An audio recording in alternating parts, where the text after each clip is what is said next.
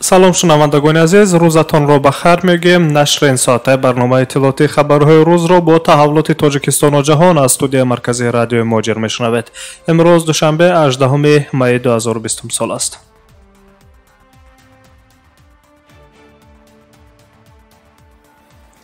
дар давоми як рӯзи охир дар Тоҷикистон 3 нафар беморони гирифтор аз коронавирус фавт карданд, ки ҳамин тариқ шумораи умумии фавтидагон аз ин сероят ба 39 нафар мерасад. тибқи маълумоти расмӣ дар ҷумҳурияи Тоҷикистон шумораи ҳолатҳои гирифторӣ ба коронавирус то шоми 17 майи 2020 сол ба 1524 нафар расид. дар ин бора портали ягонаи миллии коронавирус covid.tg хабар медиҳад. аз рӯи шумораи умумии фавтҳо ҳоло Тоҷикистон дар миёни кишварҳои Осиёи марказӣ дар ҷойи аввал меистад. қабл аз ин Қазоқистон дар ин минтақа бо 34 нафар фавтидагон аз вируси covid-19 дар ҷойи аввал буд.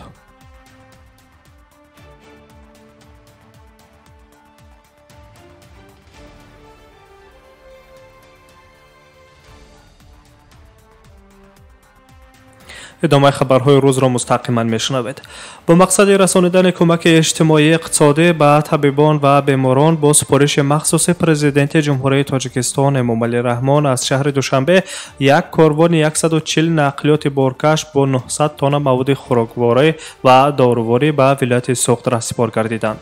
гуфта мешавад, ки кӯмаки мазкур ба маблағи наздики 65 миллион сомонӣ барои ҳама кормандони соҳаи тиб ва беморони мубталои бемориҳои сироятӣ ва коронавирус дар 18 шаҳру ноҳияҳои вилояти Суғд пешбинӣ шудааст ва бо фармони махсуси президенти ҷумҳурияи Тоҷикистон Эмомалӣ Раҳмон ирсол гардидааст. маҳсулоти ирсолшуда асосан аз маводи ғизоии ниёзи аввалия ба монанди орд, биринҷ, равған, шакар, картошка, сабзӣ, пиёз ва ғайра иборат аст. дар баробари маҳсулоти хӯрока ҳамчунин маводҳои тиббиву дорувории зарурӣ ба шаҳру ноҳияҳои вилояти Суғд бурда шудааст.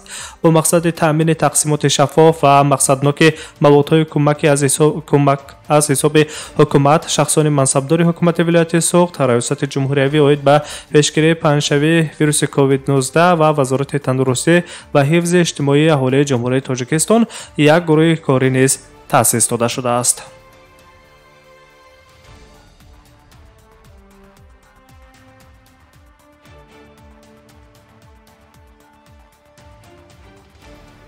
таҳаввулоти Тоҷикистону ҷаҳонро идома медиҳем ва аз Тоҷикистон ба Афғонистони ҳамсоя меравем. президенти ҷумҳурияи исломии Афғонистон Ашраф Ғани бо рақиби сиёсии худ доктор Абдуллоҳ Абдуллоҳ тақсими қудратро ба имзо расониданд. пас аз интихоботи президентӣ дар моҳи сентябри соли гузашта ду номзад якбора ҳамчун президент дар байни мардумони сершумор савганд ёд карданд. аз моҳи март вақте ки Ашраф Ғани ва доктор Абдуллоҳ Абдуллоҳ ҳар ду маросими ҷудогонаи савгандбиёдкуниро баргузор карданд, сиёсатмадорон кӯшиш карданд, ки ба мувофиқа расанд. ҳоло онҳо созишномае ба имзо расиданд, ки тибқи он Ашраф Ғани президент боқӣ мемонад, аммо собиқ раиси иҷроияи ҳукумати ҷумҳурии исломии Афғонистон доктор Абдуллоҳ Абдуллоҳ раиси шӯрои олии сулҳи Афғонистонро бар уҳда мегирад ва ҳамчунин дар ташкили ҳукумати нав ҳар ду шахси намоён ва сиёсӣ 50% курсиҳои ҳукуматро аз ҳисоби нафарони худ таъин мекунанд. аз рӯи муқаррарот дар сурати барқарор кардани музокирот бо гурӯҳи радикалии Толибон ҳукумати Афғонистонро раиси шӯрои олии сулҳ раҳбарӣ мекунад, ки инак дар ин курсӣ доктор Абдуллоҳ Абдуллоҳ нишаст. пас аз имзои созишнома доктор Абдуллоҳ Абдуллоҳ дар саҳифаи твиттераш навишт, ки созишнома барои таъмини сулҳ, такмили идоракунӣ ва ҳифзи ҳуқуқи инсон таҳия ва қабул гардид. ҳоло мо бояд ҳамчун як миллат муттаҳид шуда барои ҳалли амалии раванди сулҳ саъй кунем, таъкид доштааст раиси шӯрои олии сулҳи ҷумҳурии Афғонистон доктор Абдуллоҳ Абдуллоҳ.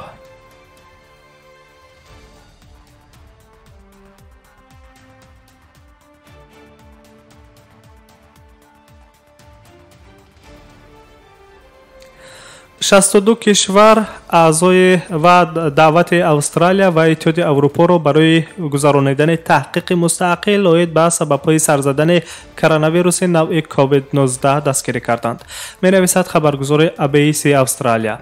қаъдномаи мазкурро, ки Австралия таҳти раҳбарии Иттиҳоди Аврупо таҳия кардааст, қаблан قبل از جلسه سازمان جهانی بهداشت که امروز دوشنبه 18 می افتتاح شد جانبداری گردید. طبق اطلاع ابیس، دعوت استرالیا برای تحقیق سبب‌های پاندمی از کرونا ویروس قبلا از جانب پکین انتقاد شده بود، اما دستگیری بین المللی این غایه به میلان می‌افزاید. قید کرده می شود که استرالیا و کشورهای دیگر اتحاد اروپا در اطراف پیشنهاد گذراندن ارزیابی به غرض مستقل و همه‌جانبه عکس‌العمل هماهنگ شده سازمان عمومی جهانی تندرستی برای مقاومت کووید 19 متحد شدند. اما در سند به طور مشخص چین یا شهر ووهان که در آنجا اوج کرونا ویروس در ابتدا رخ داده بود ذکر نگردیده است. وزیر کارهای خارجه استرالیا ماریس پین قید کرده است که بررسی مستقل پاندمی برای کمک به جهان و حفظ حمایت سلامتی انسان‌ها روی دست گرفته شده است. طبق معلومات 62 کشور از جمله روسیه، ژاپن، بریتانیای کبیر، کره جنوبی، ترکیه، اندونزیا و آفریقای جنوبی این پیشنهاد را دستگیری کردند. با وجود این تا به حال شتات‌های متحده آمریکا و جمهوری مردمی چین از این تشبث جانبداری نکردند. خاطر رسان میکنیم که 31 دکمبر سال 2019 مقامات چین با سازمان عمومی جهانی تندرستی درباره خروج بیماری التهاب شوش نوع نامعلوم در شهر ووهان در قسم مرکزی مضافات هوبی خبر دادند.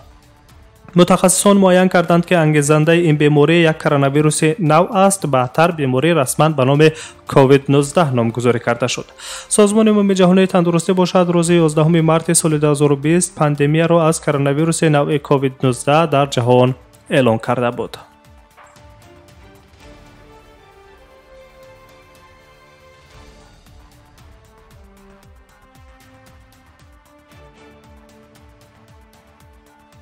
ادامه خبرهای این ساعته تاجیکستان و جهان را شما مستقیما میشنوید. در ولایت سمره روسیه یک کمیسیون ویژه برای حل مسئله اخراج شهروندان کشورهای آسیای مرکزی که در منطقه سرحدی درمانده‌اند و میخواهند به وطنشان برگردند تأسیس داده شده است. در این باره اینترفکس با استناد به یک منبع خود از حکومت ولایت سمره خبر می‌دهد.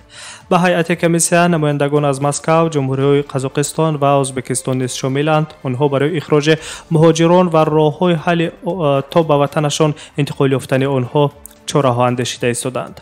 تا زمان آماده کردن خبر اطلاعی از این بیشتر به دست نآمد. طوری از گزارش‌های رسانه‌های خبری معلوم می‌گردد در سرحد روسیه و قزاقستان در حدود ولایت سمره روسیه تا چند روز باز مهاجران زیاد از کشورهای آسیای میانه جمع آمدند و انتظار گشودن راه‌ها و رفتن به وطنشان هستند. اکنون مقامات صلاحیت‌دار و کمیسیون ویژه در برابر این همه سرگردانی‌های مهاجران چی تدبیر می‌اندیشند حالا روشن نیست. بخش خبری رادیو مهاجر موضوع را پیگیری می‌کند و با رسیدن اطلاع بیشتر شنوندگان را در جریان خواهد گذاشت.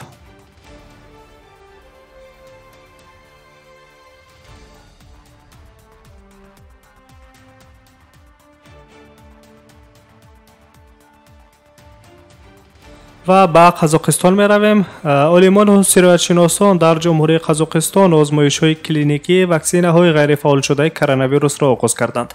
خبر می‌دهد تنگری نیوز که با استناد به دفتر مطبوعات وزارت معارف و علم جمهوری قزاقستان.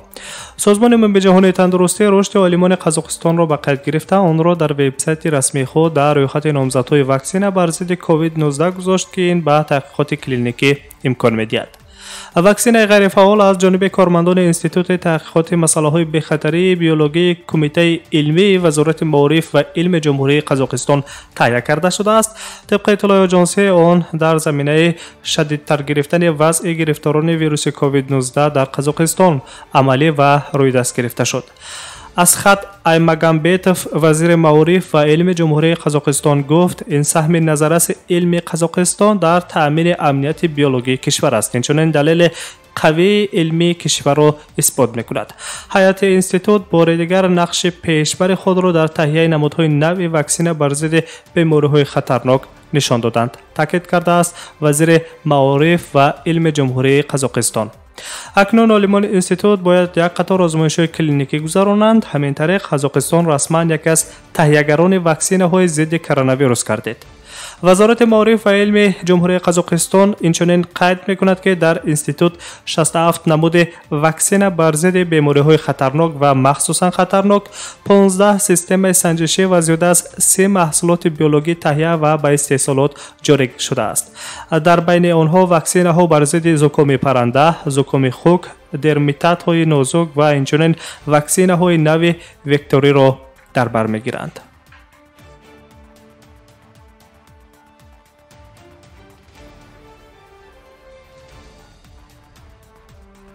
شنوندگان عزیز، شما تازه ترین خبرهای این ساعته تاجیکستان و جهان را مستقیما روی موج رادیوی موجر شنیدید.